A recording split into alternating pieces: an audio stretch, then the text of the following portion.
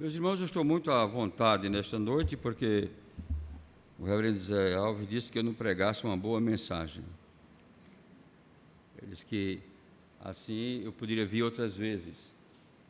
E quando uma pessoa prega bem, ele só convida uma vez. E eu quero voltar outras vezes a esta igreja. Essa igreja que vai completar 55 anos de organização eclesiástica, então 10%, um pouco mais de 10%, nós tivemos o privilégio de estar aqui com os queridos irmãos. Logicamente, naquela época, poucos irmãos. Muitos vieram bem depois. Quero convidar os queridos irmãos para lermos em Gênesis 3, versículos 1 a 10. É um texto bem conhecido nosso.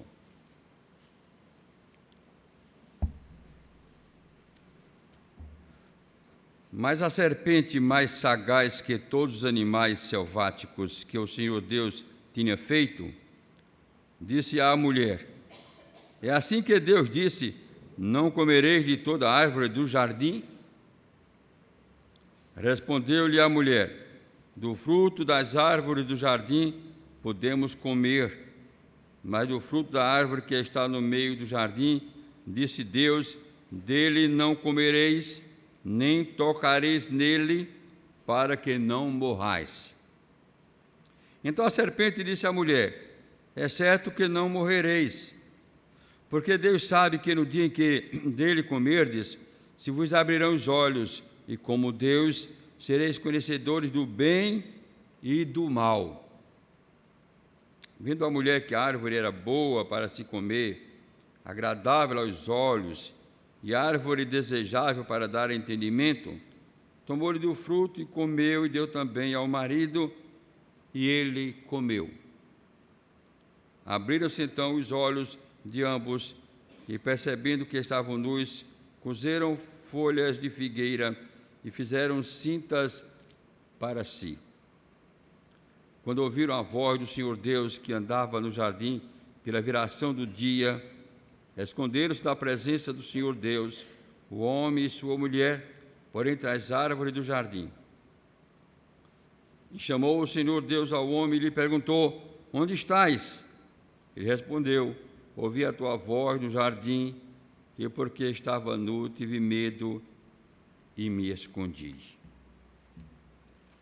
Que o Senhor aplique aos nossos corações a leitura e a reflexão da sua santa palavra. Amém.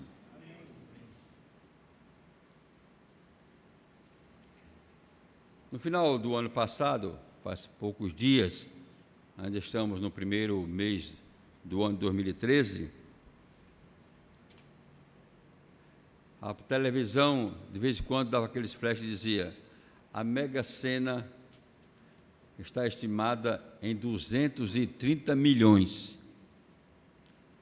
Não deixe de jogar na Mega Sena, porque está estimada em 230 milhões. E foi tantas vezes que eu fiquei pensando: 230 milhões. Que tentação. É muito dinheiro. Já pensou se a sorte bater em mim? Bom, se eu não jogar, ainda que ela bata, não tem jeito. E eu fiquei pensando, quantas pessoas não foram tentadas por 230 milhões, que deu 240 e tantos milhões. Não sei, foi só 230, mas deu 240 e tantos milhões. Depois disso, a televisão fez duas reportagens, de um grupo que fazia um bolão, mas no dia um saiu, o outro não ficou e terminou não jogando, eles acertaram, mas não levaram. E outro de um senhor que jogava o mesmo número toda vez. E estava lá chorando, porque também estava com o número, certo? Acertou o número, mas não ganhou, porque não jogou. Tentação. A verdade é, meus queridos irmãos, que nós somos tentados todos os dias, quando não por 240 milhões, mas quem sabe assim como Acã, vendo uma boa capa babilônica, 200 ciclos de prata e mais uma barra de ouro, que também valia 50 ciclos de prata. E porque ele cedeu à tentação, o povo de Deus foi derrotado em Ai. Você nunca foi tentado? Que conversa é essa? Nós somos tentados todos os dias, de maneiras as mais diferentes. Muitas vezes nós somos tentados até à vingança. Oh, se eu fosse Deus, só um segundo. Já notou que quem pediu para ser Deus só um segundo não era para fazer coisa boa? Se eu fosse Deus, só um segundo, eu descobria quem fez aquilo ali, quem fez aquela chacina. E matava todos eles. Ah, se eu pudesse fazer isso. Ah, se eu tivesse condições disso aí. E de um lado ou de outro, nós somos tentados. Como meu imposto de renda é pouco, eu nem sou tentado a fazer alguma tramóia. Mas você já pensou quem é tentado a pagar muito imposto de renda e dizer, mas eu trabalho o tempo todo, dou duro, de dia e de noite. No final do ano, eu tenho que pegar isso aqui lá, logo no começo do ano, e declarar e pagar ao governo, mas não já paga ao governo tantos impostos, em cada bombril que eu compro, em cada palito de fósforo que eu compro, em cada coisa que eu compro não pago ao governo. Tem coisa que eu pago 45% de imposto, tem coisa que eu pago 30%, a base é de 30% a 35% que eu já pago e ainda tenho que pagar do meu trabalho. O que é que o governo tem a ver com isso? Eu vou ter que pagar imposto de renda. E muitos ficam arrumando notas aqui, notas acolá, para ver se escapa de pagar tanto imposto de renda. Tentação. Nós vivemos no mundo, meus irmãos, das tentações. E nós somos tentados justamente por 3 áreas específicas que eu gostaria de ver aqui nesse texto, há muitas lições. Mas como nós poderíamos nos livrar dessas tentações, amenizar talvez, ou não cair nelas? A primeira coisa que nós vemos aqui no texto, e nós poderíamos dizer, é não dando atenção ao inimigo. Qual foi o problema de Eva? Foi querer dialogar com Satanás. Eu não estou falando aqui somente de Satanás. Nós temos a tentação da carne, nós temos a tentação do mundo e nós temos a tentação de Satanás. Somos tentados nessas 3 áreas. Então, a primeira coisa é você não dar muita atenção a estas coisas. Você tem argumento suficiente para vencer Satanás? Você se acha tão forte, tão inteligente, tão capaz, tão bem formado? Você acha que espiritualmente você está tão bem que você pode vencer Satanás? Então a melhor coisa é não dê atenção a Satanás. Não dê atenção ao inimigo. Porque o inimigo vem sutilmente e os argumentos são extraordinários. Você já pensou, se você tivesse muito dinheiro, o que você poderia fazer? Olha, você pode fazer isso e ninguém vai saber. O governo não vai saber, a polícia não vai saber, o fiscal não vai saber, ninguém vai saber, nem sua família vai saber. Você vai morrer e ninguém sabe. Os argumentos do inimigo são terríveis. Ele é ardiloso, ele é inteligente, ele é capaz. Veja que a tentação dele ao Senhor Jesus. Quando é que ele surge? Depois que Jesus passa 40 dias e 40 noites jejuando no deserto. Ele está esfaimado. E Satanás vem justamente por essa área, que é a primeira área da vida, a área do alimento. Se tu és o Filho de Deus, manda que estas pedras se transformem em pães.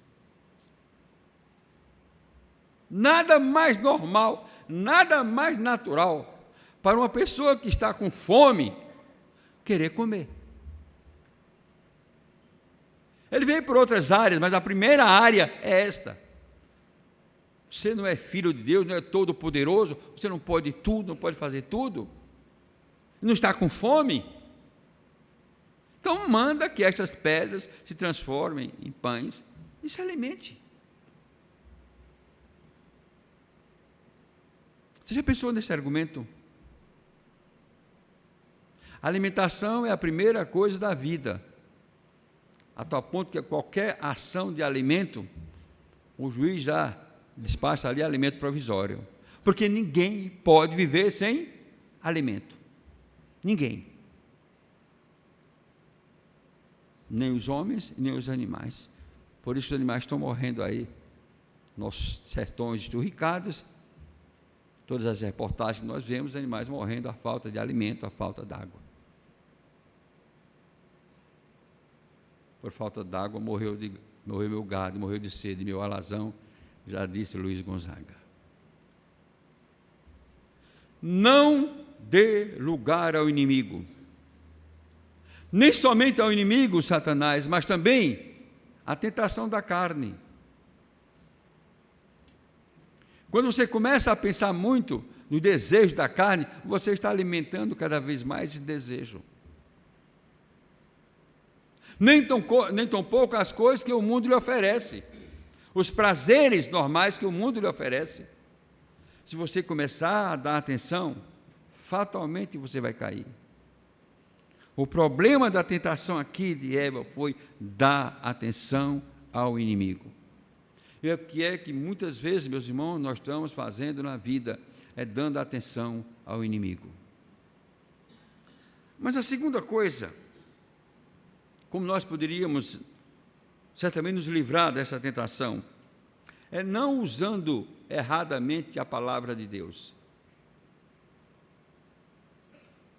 A serpente é astuta, e ela disse: é certo que Deus disse que vocês não podem comer aqui dos frutos do jardim. Não, Deus não disse isso. Mas Eva também usou mal a palavra de Deus. Ela disse: Deus disse que nós podemos comer de tudo, mas daquela árvore, daquele fruto ali, daquele fruto daquela árvore, nós não devemos comer nem tocar nele.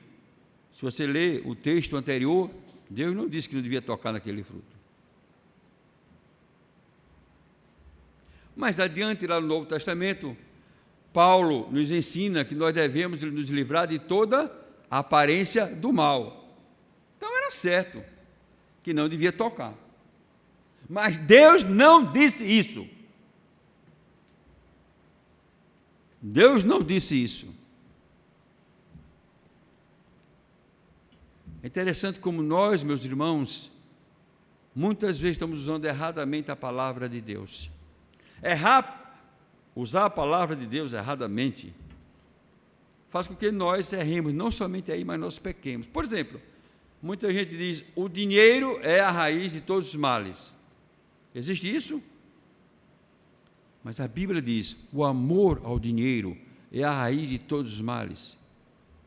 Porque diz também: se as vossas riquezas prosperam, não ponhais nelas o coração. Uma coisa está jungida, ligada à outra. A Bíblia pode dizer: não há Deus. Diz. Diz o nécio no seu coração. Diz o tolo no seu coração: não há Deus. usar erradamente a palavra de Deus faz com que nós erremos diante de Deus. Usar corretamente a palavra de Deus faz com que nós adoremos o Senhor e nos livremos das tentações. A palavra de Deus é límpida e clara. Tem ensinos maravilhosos para nós, para a nossa vida. Eu tenho um costume de todo ano ler a Bíblia toda. O ano passado não fiz. E me faltou. Este ano comecei a ler novamente, e eu costumo ler sempre uma Bíblia nova, para ir marcando. Eu me surpreendo que eu vou marcando textos que eu nunca marquei. Expressões, versículos que eu nunca marquei. E depois vou comparar com algumas Bíblias que eu já li. E quando eu vou comparar, eu disse, mas interessante, por que eu não vi isso nas leituras anteriores? Passagens simples, mas que revelam lições extraordinárias para nós. Eu disse, quantas vezes talvez eu tenha usado esse texto erradamente? Usar a palavra de Deus. Satanás usa a palavra. Ele usou com o Senhor Jesus Cristo. Satanás é ardiloso, é tremendo. Ele chega para o próprio Jesus e vai citar a palavra. Quanto mais para mim e para você. Por isso, meus irmãos, nós precisamos conhecer a palavra. Ler a palavra. Ler todo dia esta palavra. Para que nós possamos nos firmar na palavra de Deus. Há uma diferença muito grande entre ler a palavra e estudar a palavra. Mas se você não puder estudar a palavra, não tiver condições de estudar a palavra, pelo menos leia a palavra de Deus. Estudar a palavra é como o professor Neumann. Estava lá parado, ele era professor do seminário, professor de hebraico, e Dona Virgínia passou, e ele parado, olhando para o texto bíblico, texto em hebraico. Aí Dona Virgínia, a esposa dele, passou novamente, passou a terceira vez, e pela terceira vez ele estava na mesma posição, olhando. Aí ela parou, chegou e disse, Neumann, o que há com você? Já passei 3 vezes, você nem me viu. Ele disse, é porque eu não estou entendendo esse dictuque aqui. Dictuque é o ponto, né? O ponto, a acentuação em hebraico chama-se dictuque. Ele disse, eu não estou entendendo esse dictuque aqui. Aí Dona Virgínia olhou e disse, qual? Aí soprou e o cisco saiu. O ciscozinho preto havia se colocado lá numa palavra. E Neumann falava 10 línguas. E ele, como um bom linguista, estava preocupado porque aquele ponto estava ali. Já fazia horas que ele estava estudando aquele texto, tentando entender por quê. Estudar a palavra é você ler um versículo, gastar tempo no versículo, meditar no versículo. Se você souber fazer a exegese do versículo, pegar um comentário sobre o versículo, pegar outros versículos para trás e para diante, para você ver, comparar com aquele versículo, isto é, estudar a palavra. Ler a palavra é como a gente faz, eu faço este ano. Você lê 3 capítulos por dia, ou 4 capítulos por dia, você está lendo, e aquilo lhe beneficia, ajuda na sua vida espiritual, como vai ajudar a oração, a meditação, a comunhão com os irmãos.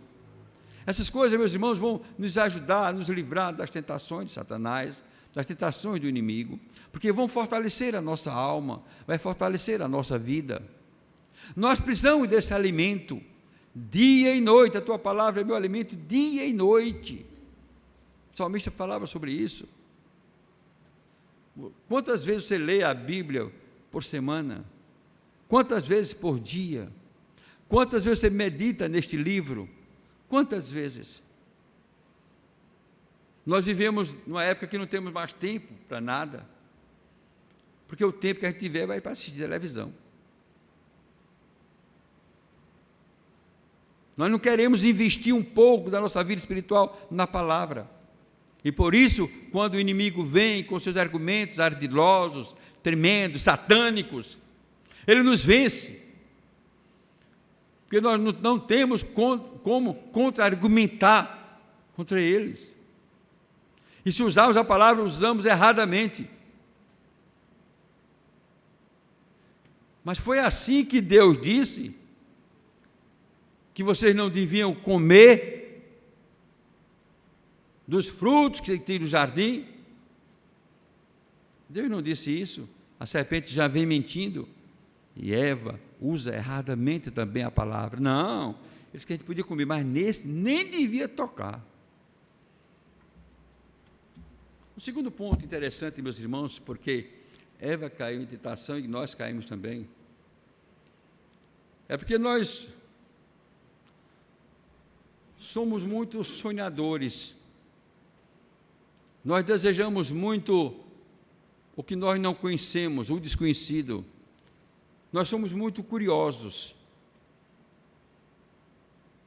Olha, você não está sabendo mesmo o que Deus quer. O que Deus quer é que vocês continuem assim, ignorantes, sem saber de nada, sem saber coisa nenhuma. Você pensa que Deus é bonzinho, que Deus é amor, que Deus é maravilhoso, que Deus quer o bem de vocês? Deus não quer o bem de vocês, não. Se Ele quisesse o bem de vocês, Ele queria que vocês fossem como eles, sabendo o bem e o mal.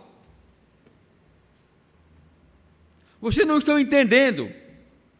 Esse Deus que você acha que é o Criador de vocês, tão bondoso e tão maravilhoso, não é. Porque Ele sabe que no dia que vocês comerem desta árvore, aliás, do fruto desta árvore, vocês vão saber do bem e do mal, vocês vão se tornar como eles é. Vocês já pensaram nesse argumento? Qual é o nosso sonho? Ou quais são os nossos sonhos? Você não sonha com aquilo que tem, você sonha com aquilo que você não tem.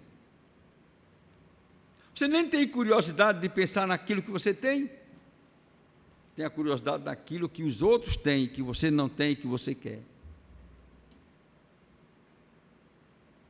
Vocês já pensaram nesse argumento?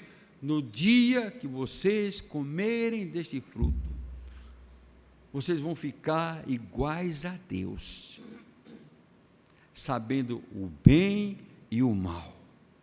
E é isso que Deus não quer para a vida de vocês. Por causa, meus irmãos, da nossa curiosidade, dos nossos sonhos, dos nossos desejos carnais, é que muitas vezes nós cometemos pecados, nós erramos. Nós pecamos, logicamente, diariamente, por pensamentos, palavras e ações, não temos como não pecar, mas nós poderíamos diminuir muito o nosso pecado, se nós não fôssemos tão curiosos e desejássemos um pouco mais do que aquilo que Deus nos dá. Deus é bom? É. Deus é misericordioso? É. Deus é amor? É. Deus é tudo que você precisa e não precisa de mais nada. Mas para o inimigo, Deus estava sendo injusto. Deus estava escondendo uma coisa muito séria de Adão e de Eva. E Deus não queria que eles soubessem a verdade, porque Ele queria que eles vivessem inocentes. Este é o argumento de Satanás, este é o argumento do inimigo. É assim, meus irmãos, que acontece conosco. Não é muito diferente, não. Porque existem tantas religiões, tantas denominações, tantas seitas, tantas coisas, porque as pessoas estão brigando por aí, porque igrejas vivem se dividindo, porque um sai de uma igreja, vai para outra igreja, vai para outra igreja, e com pouco está fora de qualquer igreja. Por quê? Por quê? É porque os mesmos argumentos são usados hoje, do mundo lá de fora. Você pensa que é crente?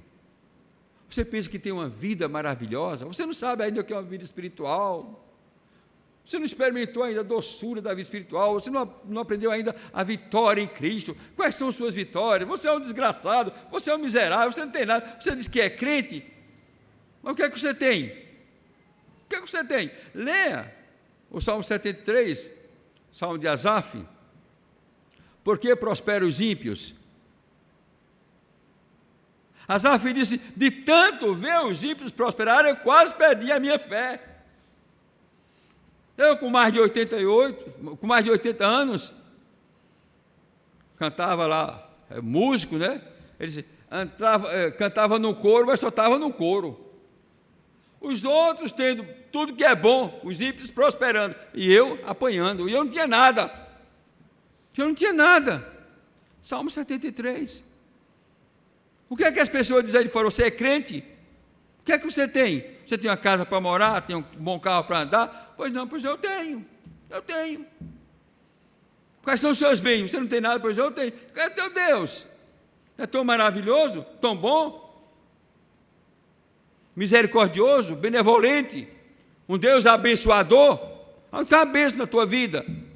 Cadê a bênção? E começa a colocar isso na tua cabeça. E você começa a ouvir. Começa a dar ouvido a isso aí. Começa a dar ouvido.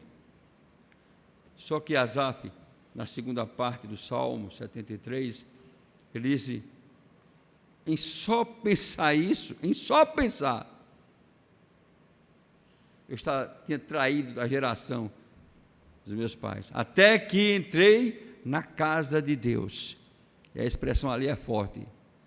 Até que entrei na presença de Deus.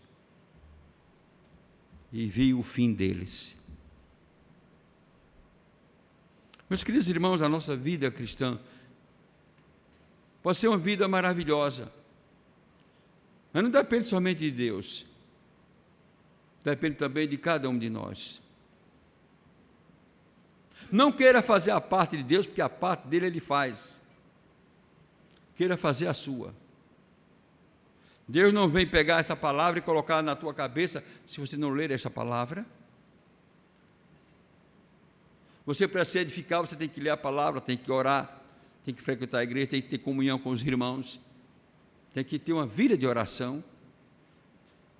Você, para estar firmado na palavra e firmado em Deus, não deve dar ouvidos ao inimigo, e muito menos ter esses sonhos de coisas que você não tem, porque se Deus quiser lhe dar, Ele vem e te dá. O que Deus quiser te dar, Ele te dá. Não precisa você sair desta igreja e ir para nenhuma outra igreja, em absoluto. Porque se você tem Deus, você já o tem aqui. Aqui é a casa do Senhor. Aqui é a casa de Deus. Você tem Deus em sua vida. O encantamento toma conta de Eva.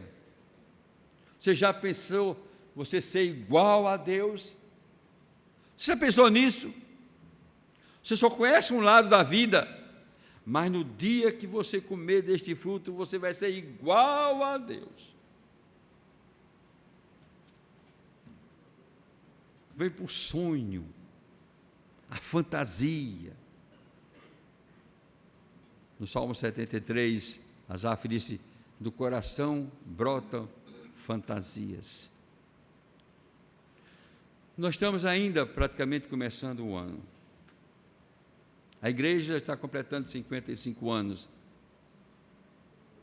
E certamente, meus irmãos, todos nós vamos enfrentar, enquanto aqui vivermos, muitas tentações. Bom, me disseram 55. Organizado em 55. 58, melhor ainda. Então, já tem menos de 10% da igreja. Não é mais, porque foi 6 anos, 10%. Queridos, durante este ano e durante a nossa vida, nós vamos enfrentar muitas tentações da carne, do mundo e de Satanás. Não devemos dar ouvidos a nenhum deles. Quando os desejos da carne aflorar em sua vida, procure controlar de acordo com a palavra de Deus e com a oração. Peça a Deus graça e misericórdia e você vai vencer. Quando os prazeres do mundo muitas vezes se apresentarem na sua vida, ore a Deus, leia a palavra, se fortaleça em Deus e certamente você vencerá. E quando o inimigo, o próprio Satanás, vier com seus argumentos ardilosos e despertar em você fantasias, não dê ouvidos ao inimigo. Afaste de Satanás e procura pensar em Deus, pensar em sua vida espiritual. E certamente, meus irmãos, nós vamos evitar de pecar. Porque o grande perigo está aqui. Dá atenção ao inimigo. Usar a palavra de Deus erradamente e ser levado pelas fantasias do coração. Deus nos abençoe. Amém.